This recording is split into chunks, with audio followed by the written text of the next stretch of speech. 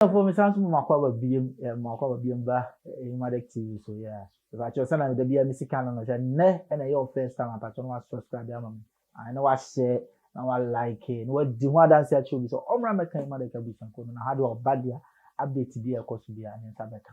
Yes, update to be a never course 10 times in yes, in Sabeka. I would have some more course, some more course, yes, some more course, Ghana. Issues so hard. Yes, a hand once on the more swanty. Answer question. Jack Aquaba. Yeah, Katachi. Bibinti, Yabafro, a year, a Dibanape. Musa cry. Musa. Yeah. Just a sort of one of Bonnet, Eddie Musa, and your Musa say, quite young Mefro, Quaji. A quaji, and now Ukra, a year information on Kolebu. Mesmas a quiet Jumabu Kolebu. Na mo be hwe yeso media no social media ne TV se mo hwe a enyoma na ye be show ne no enye too pleasant but ese hwe ne ka asem kwaje di asem a yo Katachi am se mpanifo adinkan akase mpaso yo pa ngoma so no sabi enye nanumo de na ni yiem ni yiem ne sen ye yo ahiafo wo krom ha only come off for and it will be a phone with the kaya and I won't find Yananka, Sabi. You're near the quarter toilet. Mofasika no Mufa and Canning near the Jananka. They said Romuji, I know what is kind of to toilet him. And just a winyasa kind of be. I see any saying. Aya, young first sister been to so mammy. Anna, for sister Netoso. Na yan radio, for Fanatos in your radio. And you know, Miss Moss, quite yes, one quarter. Okay, sister Nini. And Yafua Muo Krum ha Mrs. Show where ye come as a mamma wate. I Munya would treboko show no the people show. And Yafoni show. Who problem be a free angel for ye baba can be a ma wate. I Monsha mammy for ya would you can't say be number idea. Wow, mammy for the other way. Eh? Aha, Facebook. More Facebook, what more.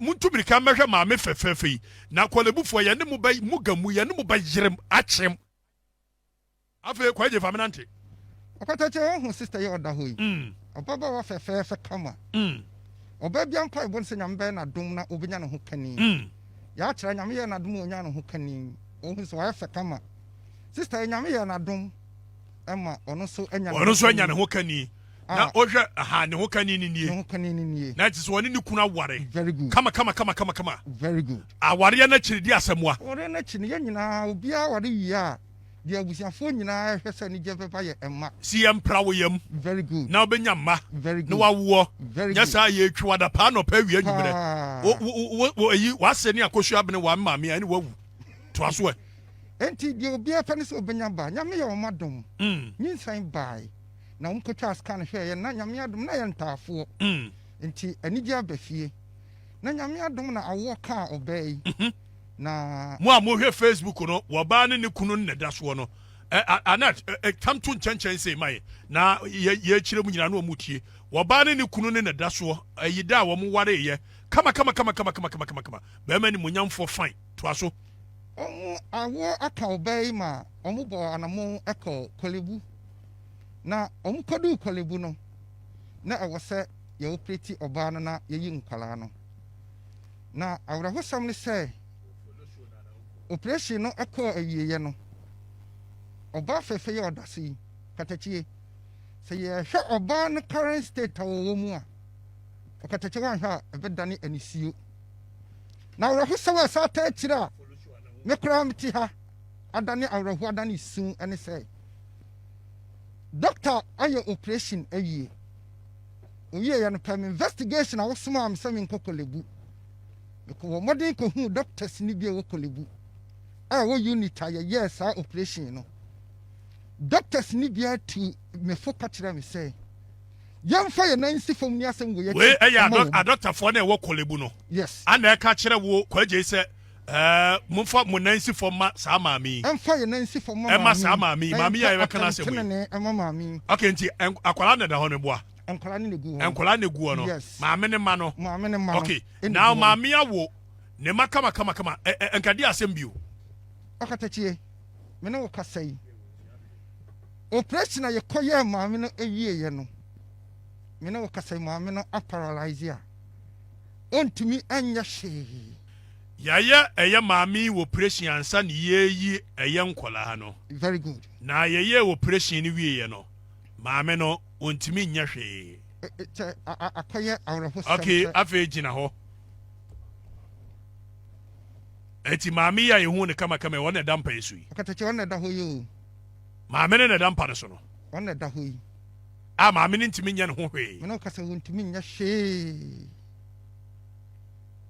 edi asemwa ano achi se ontumi nya hwee no mpachi no mu ye operation ye ya mu hu se problem aba no enkade na ewo se ye sad na atam no akwakwatu stroke unit se on treat ne kakra na okatachie na woche etwa mu no me sa kokolebu biem any stroke unit for no ekohyiai doctors na so nka kire me ne se omu de ye de ne free department be bi na aba on ho se omunye na hore transition sector therefore untumi entena ho amuru 2 weeks enti de omaya obai abusiafo me fo made enkofie abusiafo mefa maame ne se ya nkofie saa na stroke unit na wo eye kwalebu ne eka asem a mu ka akire me no na akwaguti mo hwep kwalebu CPR no maame no me kyerem ma awurade Yesu enti ne current state ana owo mu no awurade Yesu sesi am no kasa yi oba na paralyzed na wo hosam ne se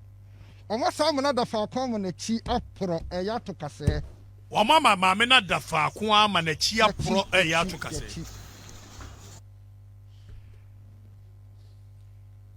What is this?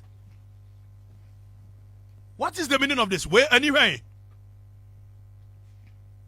Where hey mo hwe ko le bufo ka na hwe o mame samu fre piaro no mfa me boa bobo tina ho ma tokrontu ontu ni phone mu fre na ma tokrontu anet fa ha ayi ye ni say why ayi eti obi yire obi ba a wo call hospital so kwa wo no de wodi free kolebu ba ne yi na okatachie de twame yenwa wo akra wote awura be ho ne se aka ni kuna bo katachie wote awyem be hyew ami ya sai ko ha ya kachira ye se omu be yi na court ye be kira mu kwan be fa so mu be feed ni ofie cancer sada ho ntom metia kolebu fo na ka sa nkwase asemu yi I'm telling you clinical negligence ni yenyanka ho asemu nwie ene wo ma obani kunu ndi mwa ohene kafra wade kafra transema me na me ne nya adwuma bi na aloya fo me ni mumu nyina on standby yensi kolebu na nkwase asem sei atuontwa ayi na penti beka sensem hunu sei ma me fa nsem hunu sho ensem hunu sei atuontwa aloya fo me ni mukrom ha mo nyina on standby me se kolebu ya ne wo nyina be chia yam ne Adru bra hospital se okrom ha they must be sued for such negligence. You can't do this in any serious country that you will not go unpunished. No serious jurisdiction, Kolebu. No serious jurisdiction. Any serious country, Kolebu, by now, Kamujina court. Nana, Mamin Cassim will free her. Why, Faminante, Yanko? Information being a minya answer to say doctors and most of them are more private hospitals. Aha. And it's all public hospitals say ya mu yang regarding class nipa. And emergency banner I was say ojai it is all ya a more public hospital. I was so yen a hopepeso. No nya pine a ponya butre a shot on nipa or that on only private hospital. No. As a result of that and also it will lead to a young baby. Well, quiet a doctor for never been there. And these people they must be sued. We will sue them. Kolebu yebesi wa mo yebesi kolebu. Ya no aba ne kunu ntia dwuma bi mfo mesa ba so kwaje gina ho mame. Ohene udi ni sai. Abuzafo hana mi dum besi ya hana mi dum si. Me wa cho so na de bia me kan na your first time I wo hwe Emadek TV. I want subscribe my why. I want like it.